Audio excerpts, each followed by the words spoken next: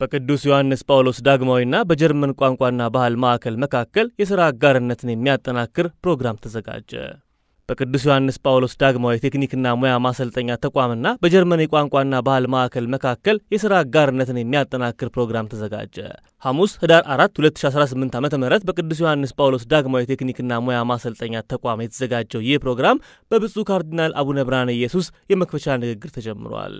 ካርዲናል በንግግራቸው ወጣቶች የእድገት መሰረት መሆን አለባቸው፣ ለዚህም የጀርመን ቋንቋና ባህል ማዕከል አበርክቶ በተለይም የቅዱስ ዮሐንስ ጳውሎስ ዳግማዊ የካቶሊክ ቴክኒክና ሙያ ማሰልጠኛ ተቋምን በተመለከተ ላደረገው የሙዚቃ መሳሪያ እርዳታ ሊመሰገን ይገባዋል ሲሉ የዝግጅቱን አንኳር ሐሳብ ተናግረዋል።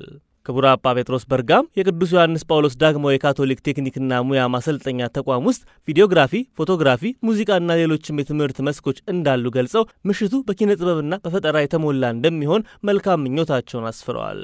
ይህ ምሽት ራእያችን መሬት ወርዶ የምናይበት ምሽት ነው። ለዚህም 80% የሙዚቃ መሳሪያና የድምጽ መሳሪያ ድጋፍ ያደረገልን የጀርመን ቋንቋና ባህል ማዕከል እናመሰግናለን ብለዋል።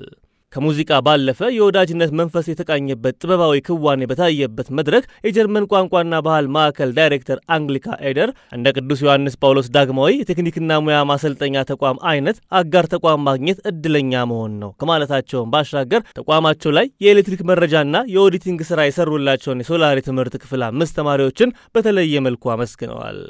የክዋኔውን ጅማሮ ካርዲናል ብርሃነ ኢየሱስ በጸሎትና በቡራኪ ያስጀመሩት ሲሆን እሱን ተከትሎ ከኢትዮጵያ ከጀርመንና ከዚምባብዌ የተውጣጡ የሙዚቃ ባለሙያዎች መድረኩን ተረክበውታል።